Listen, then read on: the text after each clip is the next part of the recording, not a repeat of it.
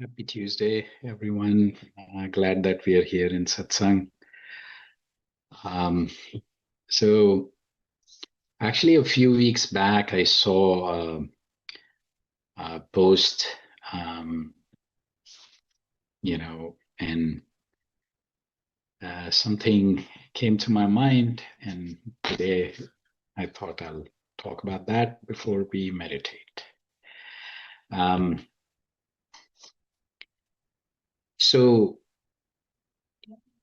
across the board, across cultures, countries, human beings have always been fascinated by miracles, stories of extraordinary powers, supernatural experiences, mystical abilities.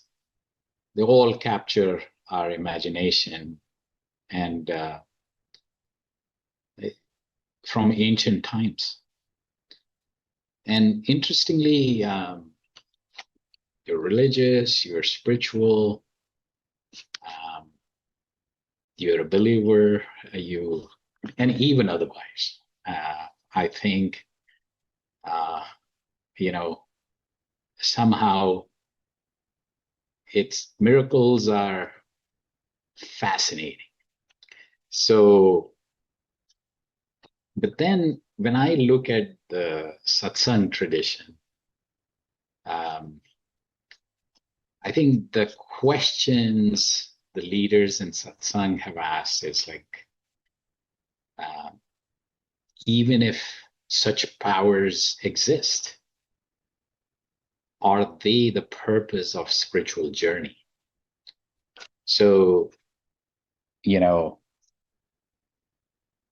Guru Maharaj writes in his 7 volume, 28 chapter book on his journey, spiritual journey, um, you know, in Hindi, miracles are Siddhis. And he says they're simply expressions of a deeply concentrated mind. As the mind becomes still and focused, hidden capacities will naturally awaken.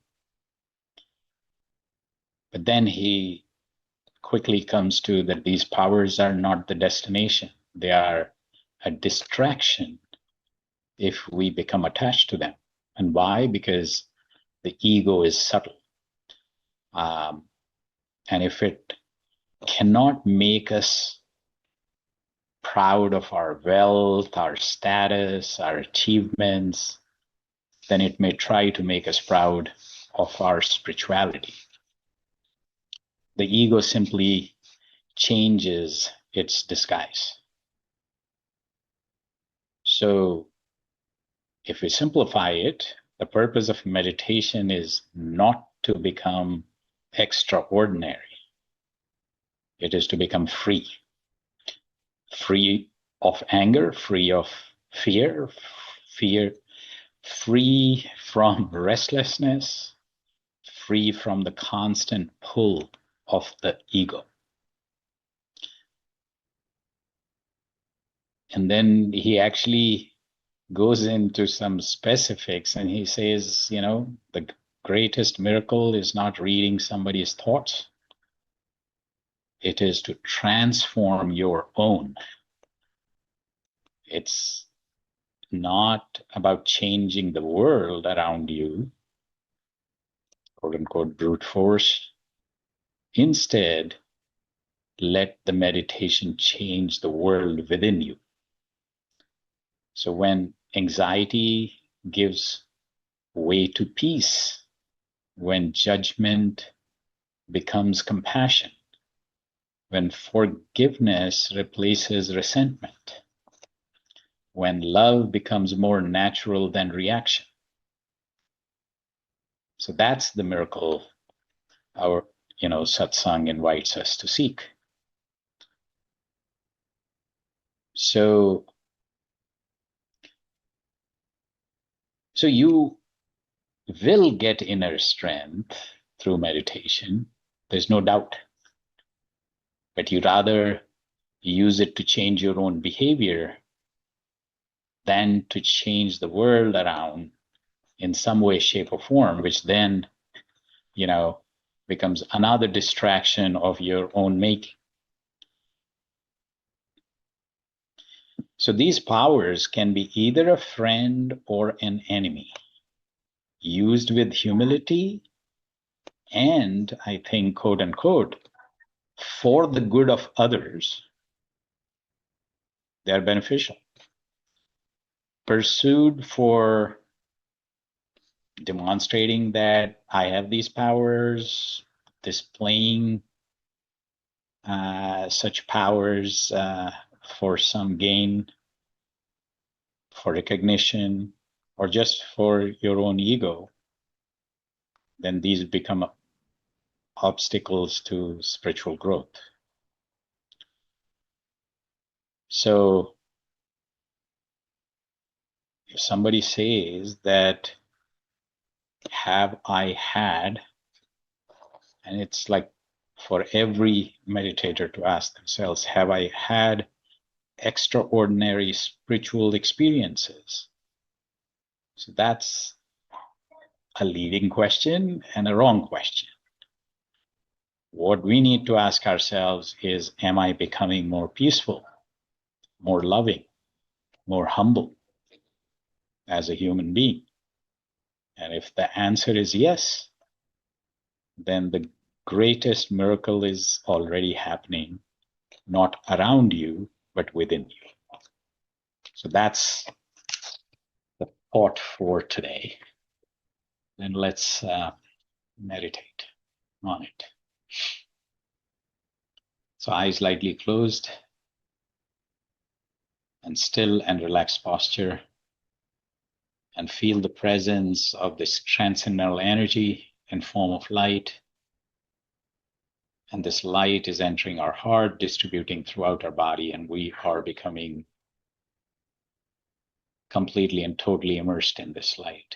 Mind wanders away, bring it back to this thought and this thought alone, that this transcendental energy in form of light is right here, right now. And this light is entering our heart, distributing throughout our body, and we are becoming one with this light. We'll start with music, then music fades away, and we go deep into silent meditation, and then we transition out with music again. Let's start.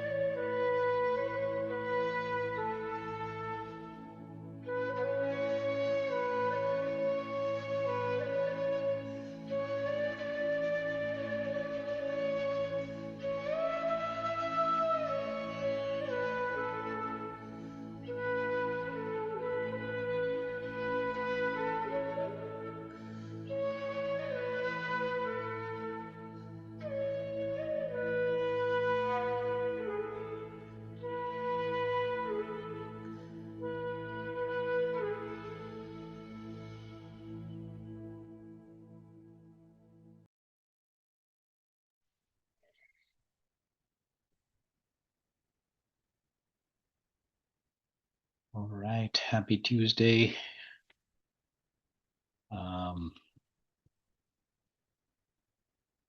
I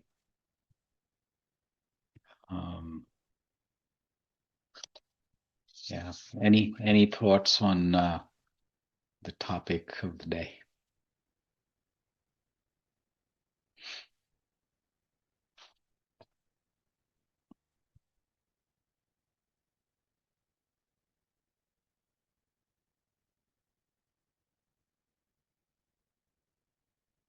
AC?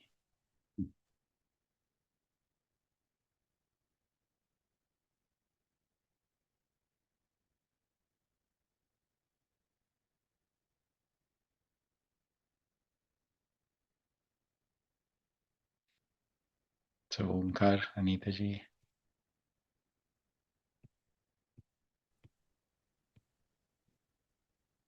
Namaskar, Bhai Sahab. Good evening, everyone. So yeah, it is a very fascinating topic. We hear about all these godmen, and I remember when I was young, I went to the place where Sai Baba used to Yeah.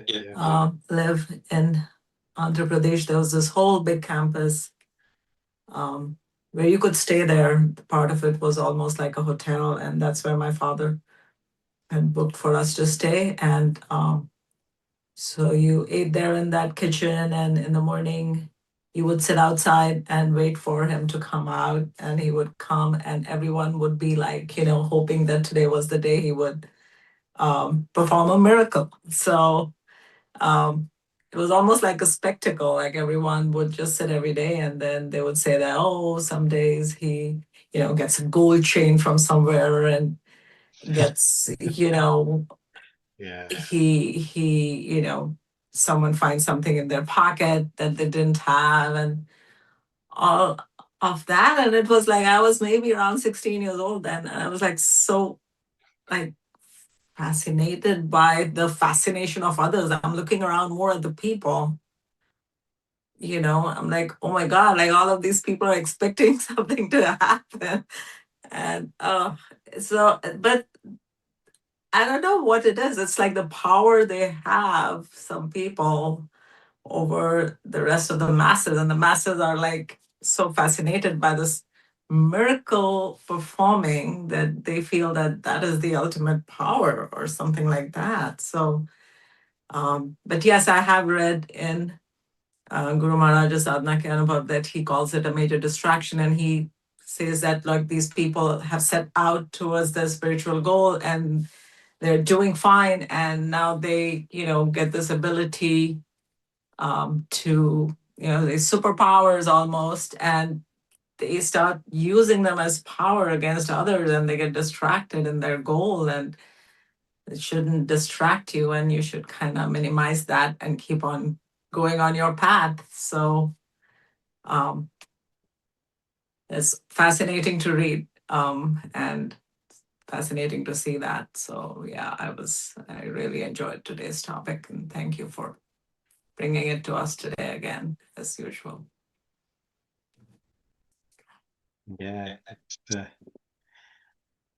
I think what I feel is Guru Maharaj always felt that in the spiritual journey, there are more distractions, and the probability of distractions is far higher than the probability of sticking to the goal and getting to it. And number one culprit, even for the most accomplished, is the ego. And I was actually very I was like,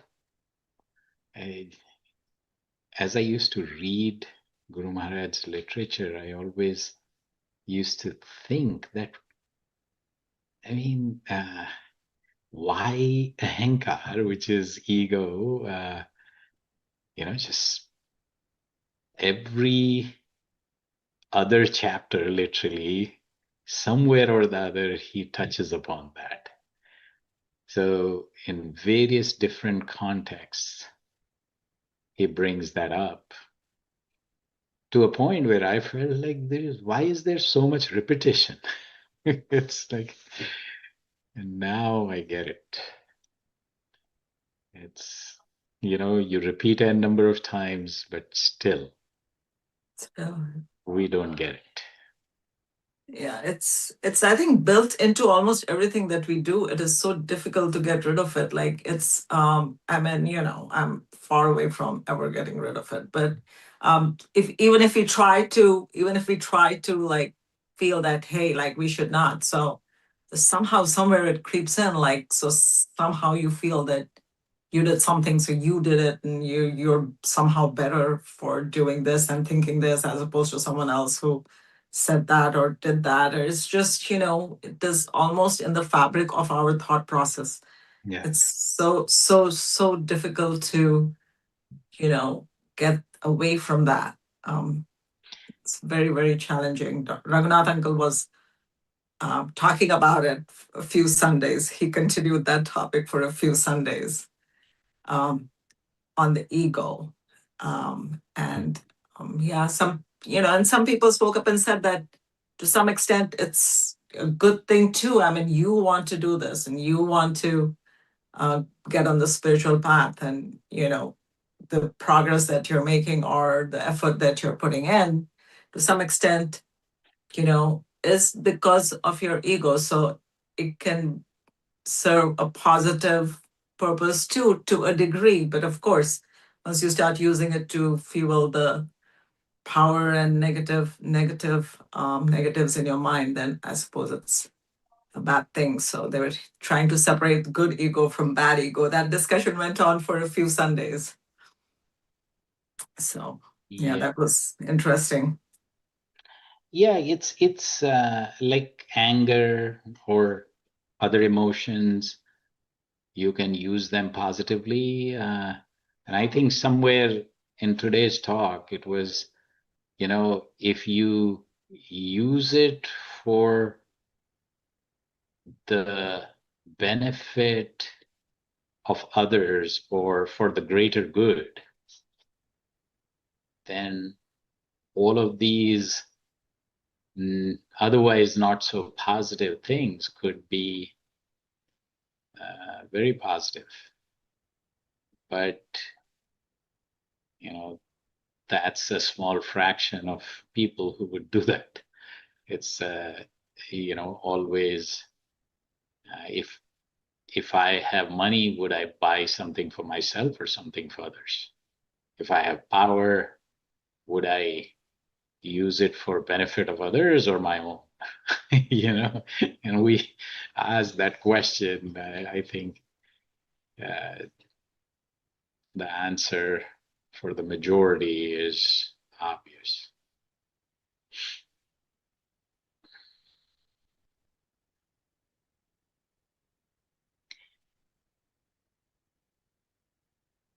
See, actually, it, I mean, spiritual power, right? It's a power,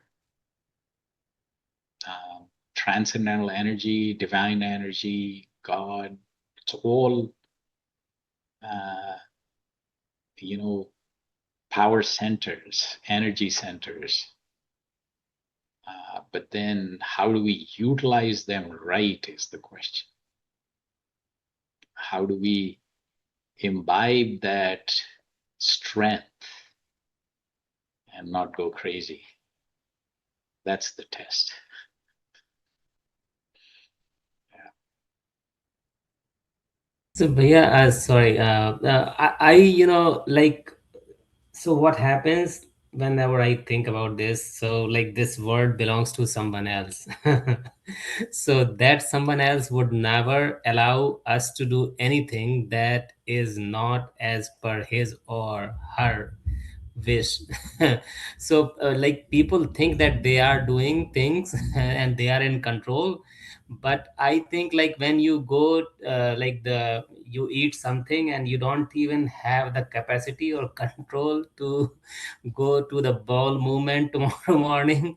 So from that perspective we think that we are in control, but if you see, like, we don't have any kind of control on even ourselves. So think so like when you eat something, the food is processed automatically. When you breathe, the blood is automatically cleansed. So everything is happening automatically, like even like uh, when you start driving, so after some time even that driving start happening automatically. So we, like, the body and the mind or the brain actually is looking forward to some kind of, equilibrium where it can stay there, and the things start happening automatic. So that's why the samadhi is there probably. So the state of equilibrium. But like, so that's what I think, like, whoever is in control, like, I would not allow anything happen in the house without my permission. Why would someone else allow anything to happen in his No, but universe? see, but look at the corporate world. Look at you know the presidents and prime ministers of the countries.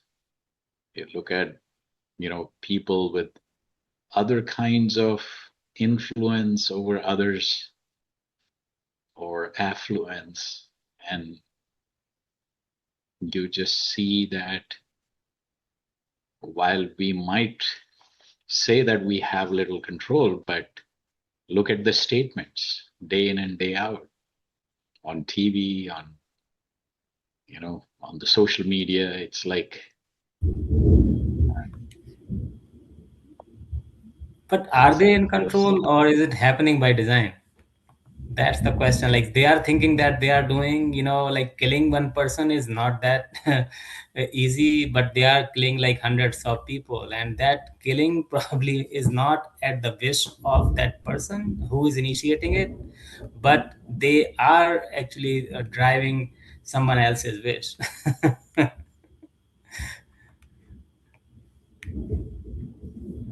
well, that gets deep. Yeah, but interesting thing is that, and believe it or not, like, you know if we go back and focus on people who meditate, people who are focused on spiritual progress, and a majority of them still feel, or I would say the majority is fascinated by miracles. You know, whatever we say, that's the Yeah. So, like, they were saying that the human brain, like mine, is so extremely limited compared to the supreme intelligence. It cannot decipher the codes and the knowledge of the supreme. So that's where basically I end up. It is so limited. and one of the biggest distractions is the clouded mind, right?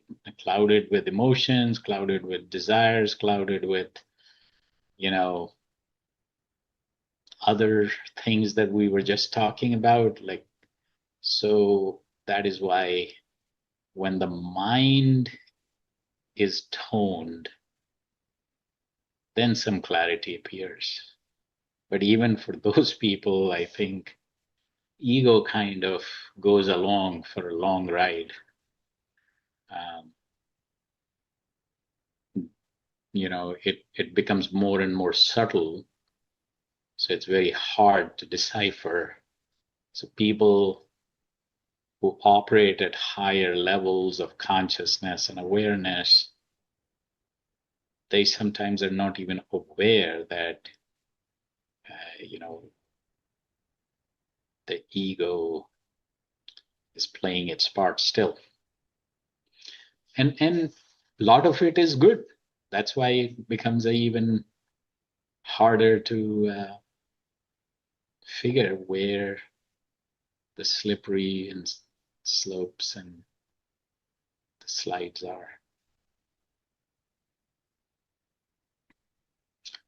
All right. On that note, let's so Saturday, 10 a.m. Eastern. Let's so love, light, and peace be with you. Let's be in satsang again soon. Pranam Bhaiya. Bye everyone. Namaskar, Bhai Sahib. Good evening, everyone.